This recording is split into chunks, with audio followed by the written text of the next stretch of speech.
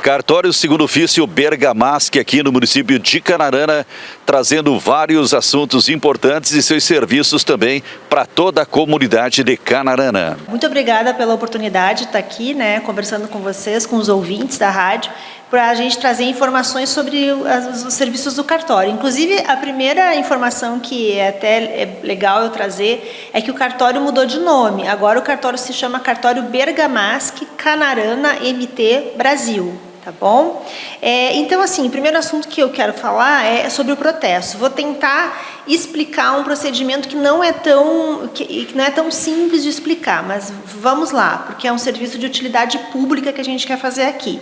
O que acontece? Acontece que as empresas, então, mandam muitos títulos para nós, as empresas que são credoras de valores.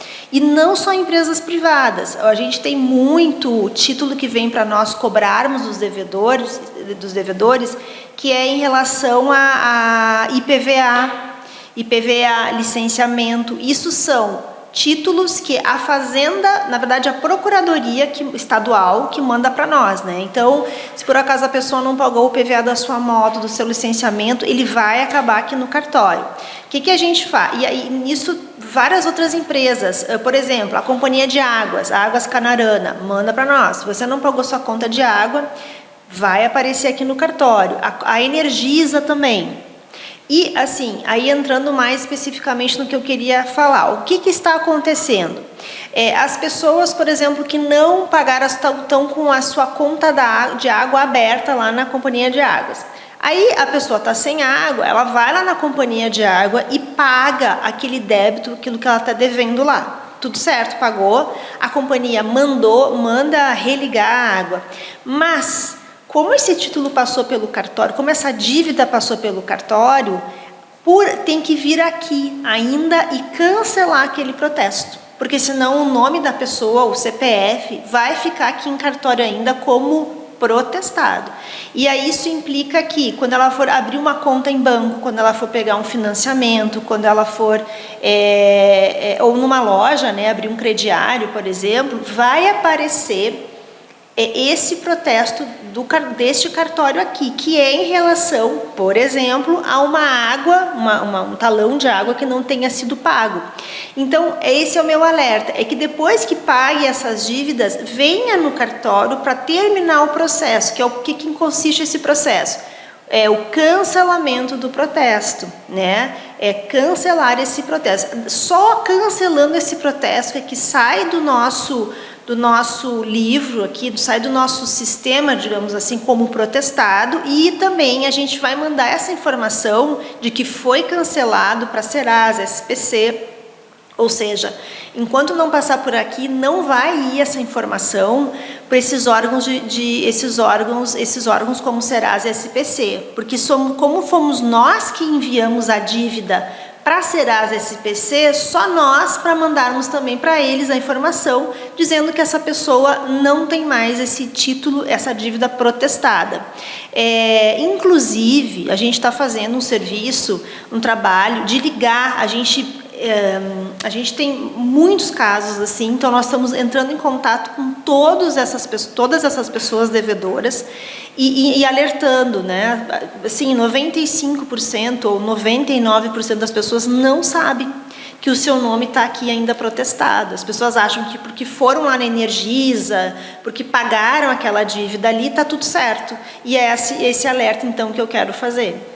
Bom, agora nós vamos falar então sobre a adjudicação compulsória. O que é a adjudicação compulsória? Eu vou tentar explicar também, não é um assunto tão fácil de explicar, mas vamos lá. É muito comum vou dar um exemplo, quando abre um loteamento, a gente comprar um lote, então o que se faz? Se faz um contrato preliminar de promessa de compra e venda.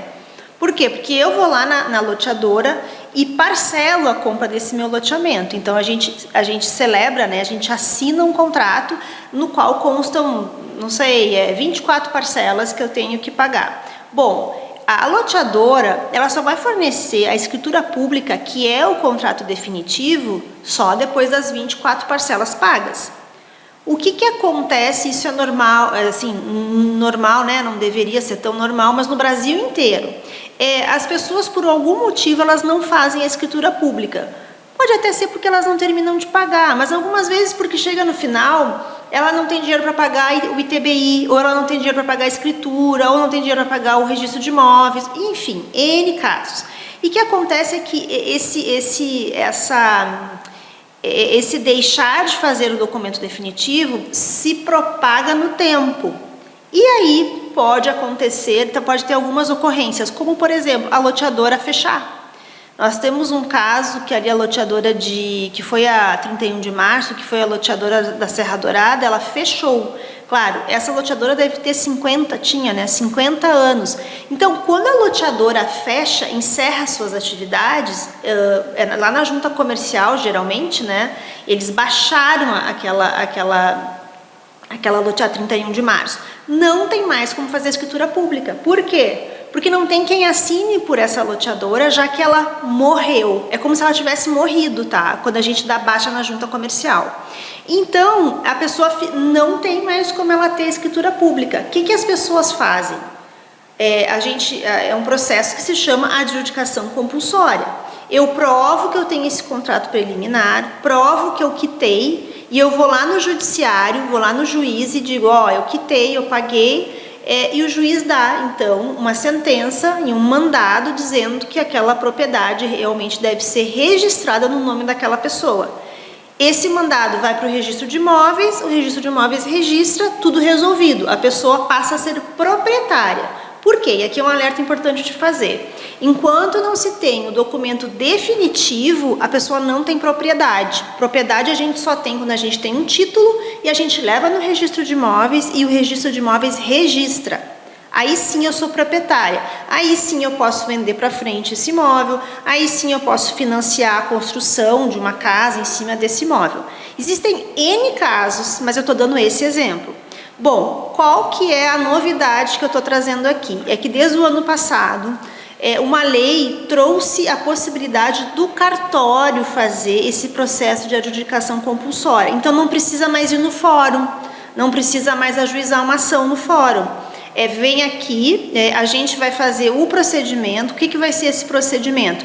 Nós vamos fazer uma ata notarial. A gente vai ir até o imóvel e nós vamos individualizar o imóvel, a gente vai descrever o imóvel e com essa ata notarial a pessoa vai conseguir ter um título para levar no registro de imóveis.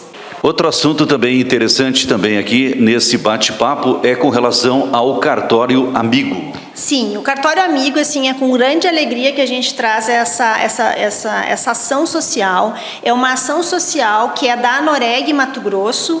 A Anoreg Mato Grosso é a Associação dos Cartórios do Mato Grosso. Então, nós, como associação, a gente teve essa ideia já faz alguns anos de criar um dia um sábado, que nós ficamos abertos à disposição da população para prestar informações.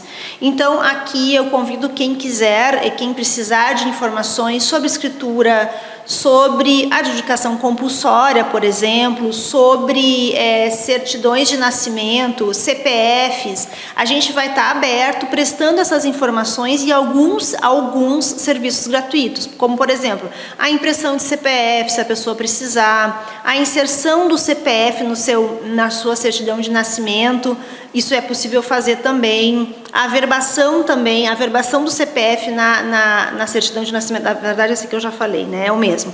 Então nós vamos estar abertos fazendo esse tipo de ação.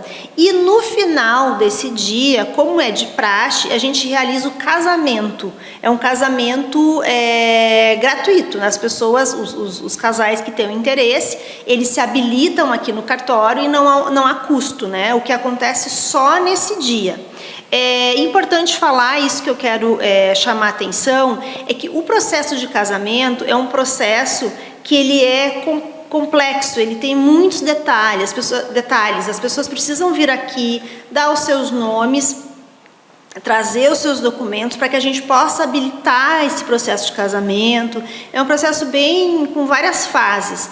Portanto, nós colocamos uma data limite para que os casais venham aqui se habilitar no casamento, que é o dia 14 de julho. Então, até o dia 14 de julho, as pessoas, os casais interessados, podem vir aqui no cartório para se habilitar. A gente precisa botar essa data, porque, como eu falei, né, a gente está tendo uma procura alta, bastante alta, vão ser vários casais, então a gente teve que delimitar esse prazo. E sobre o cartório, mais uma coisa que eu queria falar sobre o cartório amigo, que é esse dia que a gente presta esse serviço, e inclusive os casamentos, essa ação, ela é não tem nenhuma verba pública aqui, não tem nem da prefeitura, nem do Tribunal de Justiça, é uma ação que os cartórios, cartório Bergamasque é que vai promover esse dia a seu custo, né? Então, só para deixar isso claro.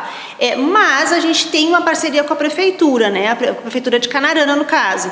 A gente entrou em contato com eles, né? E eles vão nos ajudar, assim, ao local do casamento, com a decoração, com o som. É essa ajuda que a prefeitura vai nos dar.